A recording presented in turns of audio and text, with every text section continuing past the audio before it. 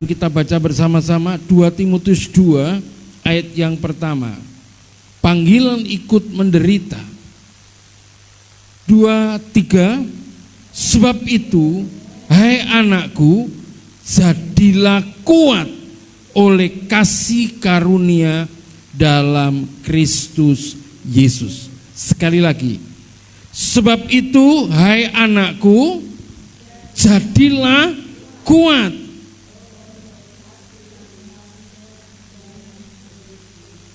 Amin. Saudara yang dikasih Tuhan, katakan jadilah kuat. 2, 3. 5 kali, 5 kali ya, 5 kali dihitung bareng-bareng. 2, 3. Jadilah kuat. Jadilah kuat. Jadilah kuat. Jadilah kuat. Jadilah kuat. Amin. Katakan kiri kanan saudara, katakan jadilah kuat.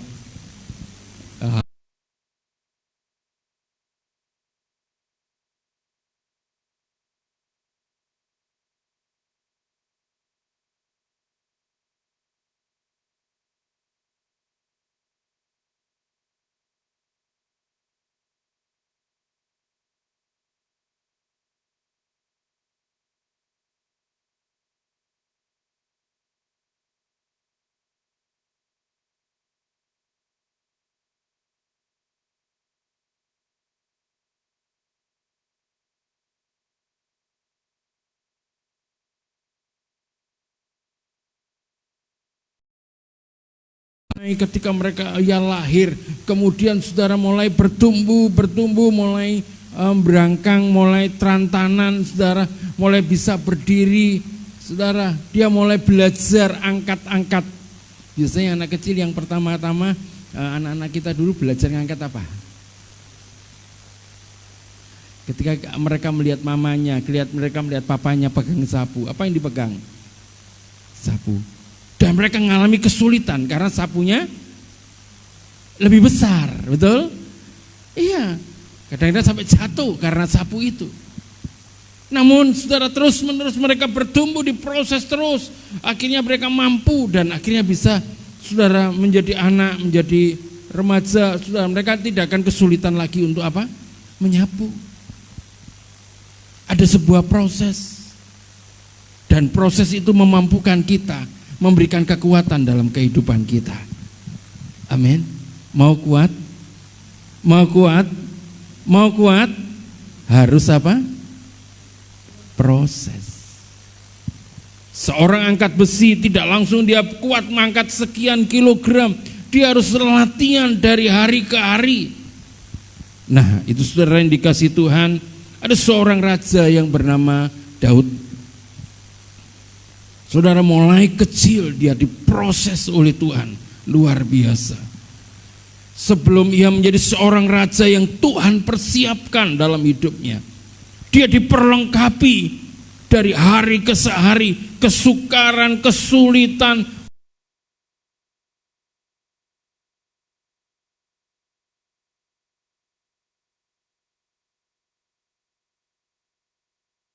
Top Tuhan munculkan seorang yang tidak pernah terpikirkan.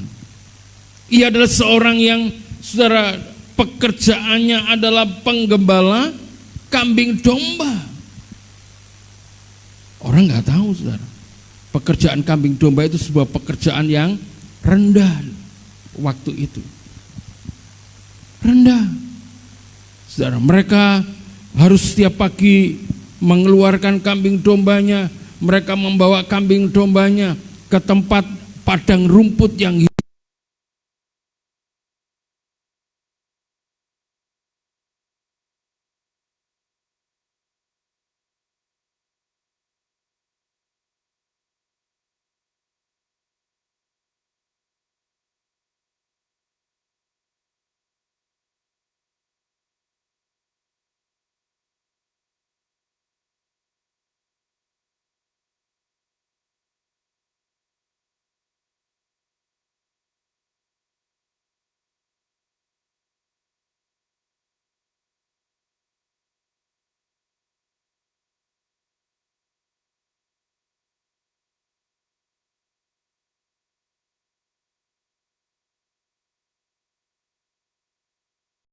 Tuhan. Nah, saudara, tinggal si Tuhan, persoalan demi persoalan dalam kehidupan kita, kalau kita tetap hidup di dalam kebenarannya, saudara, mendatangi kehidupan kita, itu merupakan proses dalam hidup kita. Amin. Supaya kita kuat menghadapi, saudara, banyak masalah dalam hidup ini. Tuhan mau supaya kita apa? Kuat. Dia mempersiapkan sesuatu di depan kita. Dia mempersiapkan untuk kita naik step by step. Itu sebabnya ketika kita dipersiapkan, yuk kita belajar melihat ini merupakan kesempatan bagi saya. Tuhan sedang mempersiapkan saya. Saudara yang dikasihi Tuhan, di dalam surat Yakobus 1 ayat yang ke-12, Yakobus 1 ayat yang ke-12 berbunyi demikian, berbahagialah orang yang bertahan dalam pencobaan, sebab apabila ia sudah tahan uji, ia akan menerima mahkota kehidupan yang dijanjikan Allah kepada barang siapa yang mengasihi Dia. Berbahagialah orang yang bertahan dalam apa? Pencobaan. Pencobaan-pencobaan yang kamu alami ialah pencobaan yang biasa, yang tidak melebihi kekuatan manusia.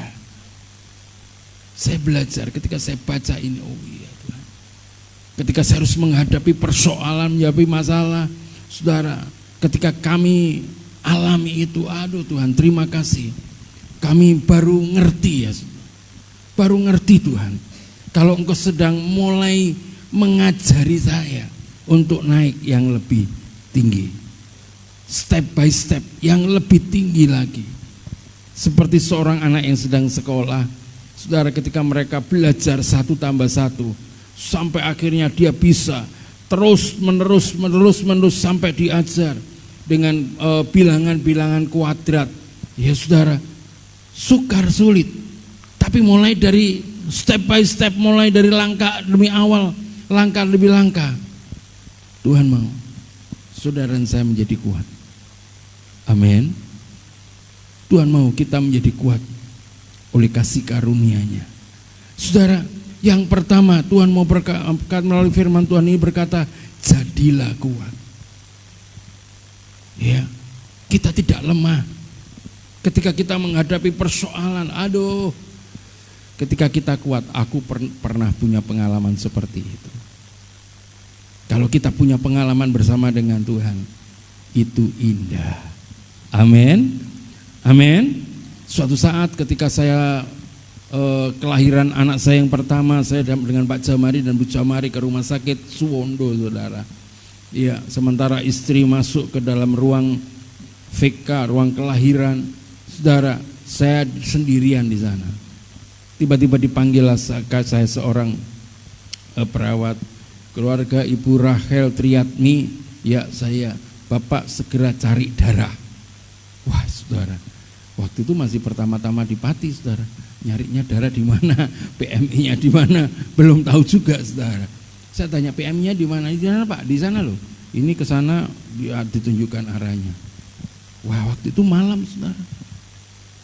Malam. Waduh Tuhan. Saudara, ketika saya diberitahu perawat itu, dan perawat itu masuk, dan sambil saya memeluk itu ada cagak itu. Tiang itu sambil peluk, saudara. Saya renungkan dulu, Tuhan, gimana ini Tuhan? Nah, saya ngomong sama Tuhan, Tuhan, kalau darahmu setetes saja mampu menyelamatkan saya, aku percaya malam ini Tuhan memulihkan darah istri saya. Saudara, perawatnya keluar lagi. Loh Pak, kok masih di situ? Segera cari darah. Iya Bu, sebentar lagi istri saya keluar. dari ruang kelahiran, kemudian dibawa saudara masuk ke ruang isolasi. Ketika masuk di dalam ruang isolasi, saudara, beberapa menit kemudian suster yang sama, perawat yang sama keluar. Dia ngomong kepada saya, maaf Pak, darahnya ibu pulih Pak, sudah gak usah perlu infus lagi, tidak usah lagi cari darah Pak. Saya nangis saudara. Itu pengalaman ketika kita terjepit bahwa Tuhan itu tidak pernah membiarkan saya. Kalau Tuhan tidak pernah membiarkan saya, Tuhan juga tidak pernah membiarkan saudara.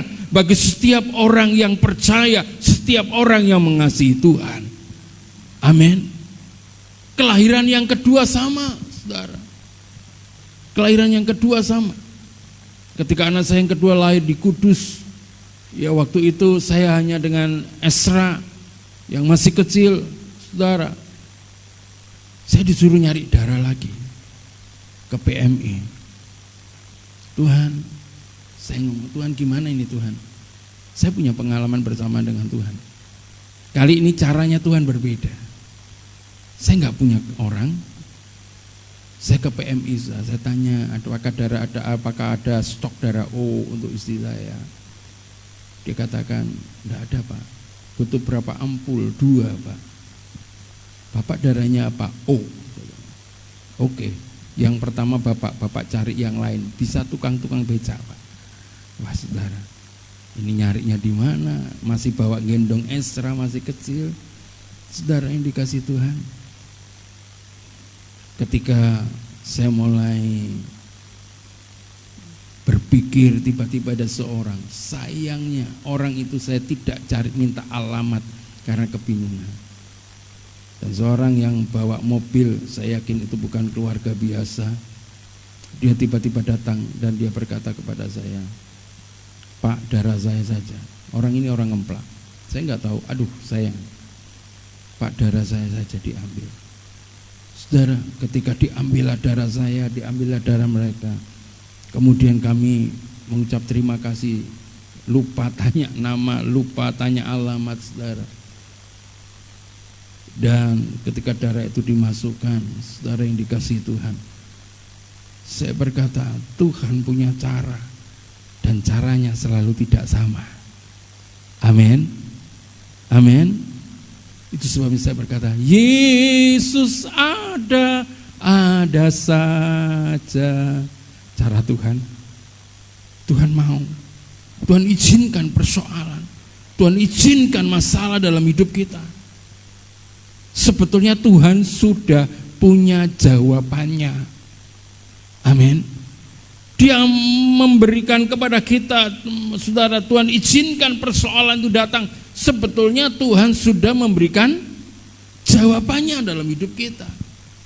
Namun bagaimana kita respon kita ketika menghadapi persoalan masalah yang terjadi? Kepada siapa kita berlari? Kepada siapa kita berseru? Disitulah Tuhan menantikan kita, titik yang terendah dalam hidup kita. Engkau cari siapa? Engkau berharap kepada siapa? Ketika kita berharap kepada Tuhan, Tuhan selesaikan semuanya dengan sempurnanya. Amin. Bahkan ketika kami pulang, saudara, dana yang kami bawa, saudara, pas-pasan. Dan ketika kami mulai bayar ke kasir, saudara mau tanya berapa habisnya, tiba-tiba dari belakang seorang perawat, saudara, mereka menepuk saya dari belakang. Pak Paulus, selamat Pak ya, udah boleh pulang Pak. Ini orang luar negeri. Saudara, saya ditepuk. Iya Bu, saya akan bayar semua habis ya yang harus saya bayar.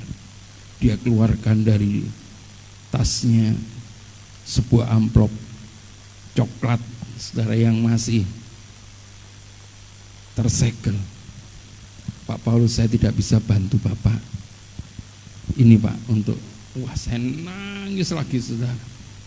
Kebaikan Tuhan dan cara Tuhan untuk menolong kami itu luar biasa. Kalau Tuhan sudah tolong saya, percayalah Tuhan yang sama akan tolong saudara dalam setiap persoalan demi persoalan. Amin. Ayat ini berkata saudara, jadilah kuat. Kuat oleh apa? Kasih karunia di dalam Kristus Yesus. Firman Tuhan memberitahukan kepada kita, jadi kuat oleh kasih karunia dalam Kristus. Bukan kuat oleh karena kekuatan kita, bukan kuat oleh karena kehebatan kita, tapi oleh karena Tuhan yang dahsyat dan luar biasa itu yang memberikan kekuatan kepada kita. Amin. Saya tidak tahu apa yang sedang saudara hadapi saat ini. Persoalan apa dalam keluarga, persoalan di dalam rumah tangga, persoalan dalam saudara pekerjaan. Saat ini yang begitu sulit, semua orang menjerit. Tapi percayalah, dengan Tuhan kita akan melakukan perkara-perkara yang besar. Amin. Saudara, kasih karunia yang diberikan kepada kita ini luar biasa. Itu sebabnya kita harus mengingat, jadilah kuat oleh karena kasih karunia dalam Kristus Yesus. Kita bukan secara kebetulan kalau Tuhan pilih kita. Sampai saat ini kita ada di dalam tangannya Tuhan. Selagi kita tetap ada di dalam tangannya Tuhan, Tuhan yang akan beracara, Tuhan yang akan bertanggung jawab dalam kehidupan kita. Itu sebabnya saudara, firman Tuhan berkata, jangan kamu khawatir apa yang kau makan, minum. Jangan kamu khawatir apa yang kamu pakai. Kalau Tuhan Yesus berkata jangan kamu khawatir, berarti Tuhan sanggup untuk menjamin dalam hidup kita. Amin. Kuncinya apa? Carilah dulu kerajaan Allah dan kebenarannya, mengutamakan Tuhan dalam hidup kita. Masa depan kita ada di dalam tangan Tuhan. Itu sebabnya saudara yang dikasih Tuhan, Dia sudah memilih kita. Kapan? Sebelum dunia dijadikan. Efesus 1 ayat yang keempat. Efesus 1 ayat yang keempat. Sebab di dalam Dia Allah telah memilih kita sebelum dunia dijadikan, supaya kita kudus dan tak bercacat di hadapannya. Supaya kita kudus. Seperti renungan yang saya kirimkan pagi tadi. Kita bisa menang kalau kita hidup di dalam kekudusan. Karena iblis berusaha untuk mengambil celah dalam hidup kita, untuk menjatuhkan kita.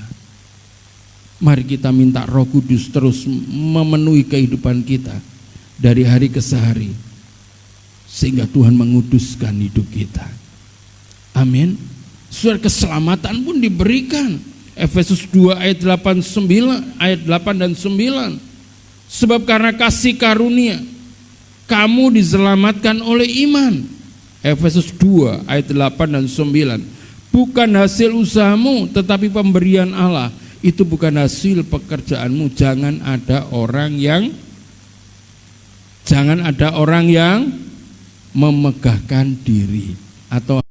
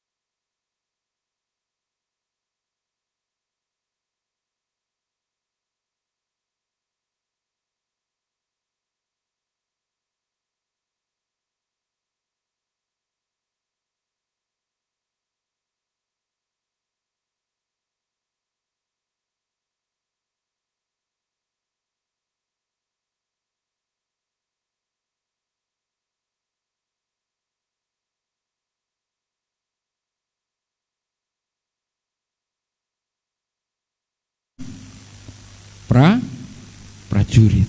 Saudara, dikatakan seorang prajurit yang sedang berjuang tidak memusingkan dirinya dengan soal-soal kehidupannya.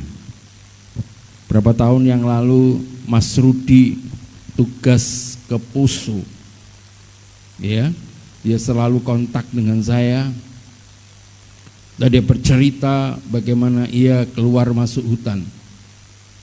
Dia bertugas di sana sekian lamanya dan selalu kata-katanya terakhir dia berkata, "Om, doakan kami, Om, doakan saya." Selalu itu yang keluar dari mulutnya.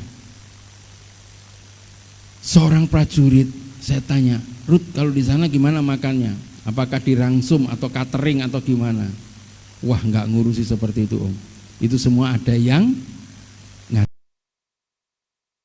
hanya melakukan seperti apa yang komandan perintahkan." Dia tidak pusing dengan makanannya. Dia tahu komandannya lebih memperhatikan dia. Anak buahnya selalu diperhatikannya, kesehatannya, vitaminnya. Dia perhatikan banget. Saudara, kalau komandan di dunia seperti itu, Tuhan Yesus adalah komandan dalam hidup kita. Dia pasti memperhatikan kehidupan kita dengan sedetail-detailnya. Amin. Itu sebabnya saudara, mari kita lakukan sesuatu. Saudara, dalam hidup ini lakukan saja. Dan di dalam satu kesatuan, saudara, yang ada hanya kata siap. Ya. Ketika seseorang ditegur oleh komandannya, "Kamu salah." "Siap, saya salah." Kemudian ketika dia diberikan nasihat, "Siap, laksanakan." Kata siap ini, saudara, menjadi acuan dalam hidup kita. Dalam keadaan apapun juga, biar kita mau berkata, "Tuhan, aku siap." Lakukan apa yang Tuhan mau dalam hidup kita. Dan kita akan melihat, saudara, apa yang Tuhan mau kerjakan dalam kehidupan kita. Amin. Kehidupan kita bukan kehidupan tanpa masalah. Kehidupan kita ada banyak bentuk masalah. Dan kehidupan kita banyak, saudara, yang harus kita perjuangkan. Pengorbanan diri, kerja keras. Dan marilah kita mau berkata kepada komandan kita, "Tuhan, kalau hari ini aku masih diberi nafas, itu berarti aku Tuhan mau bentuk saya. Tuhan mau memperlengkapi saya. Kalau aku masih bernafas, Tuhan mau saya berbenah diri. Saya mau, Tuhan, ketika saya masih bernafas, Tuhan punya rencana dalam hidup saya. Kalau aku bernafas, Tuhan lakukan sesuatu dalam hidup saya." Biarlah kita dapat menyenangkan hati Tuhan sebagai komandan dalam hidup kita. Dan kita terus minta Tuhan untuk membimbing kita dalam setiap langkah kehidupan kita. Saudara yang dikasihi Tuhan, ingat, prajurit selalu berkata, siap. Biarlah kita buka mata pagi hari. Tuhan, aku siap. Apa yang Kau perintahkan? Kadang-kadang sukar, kadang-kadang sulit. Tapi Tuhan mau dalam hidup kita. Kita menjadi kepanjangan tangan Tuhan. Kita diberkati untuk bisa memberkati. Amin. Yang kedua, saudara, kita melihat ayat yang ke-5. Seorang olahragawan hanya dapat memperoleh mahkota sebagai juara apabila ia bertanding menurut peraturan-peraturan olahraga. Digambarkan orang yang kedua sebagai seorang olahragawan. Seorang olahragawan ketika ia mau bertanding, ia mau berlatih.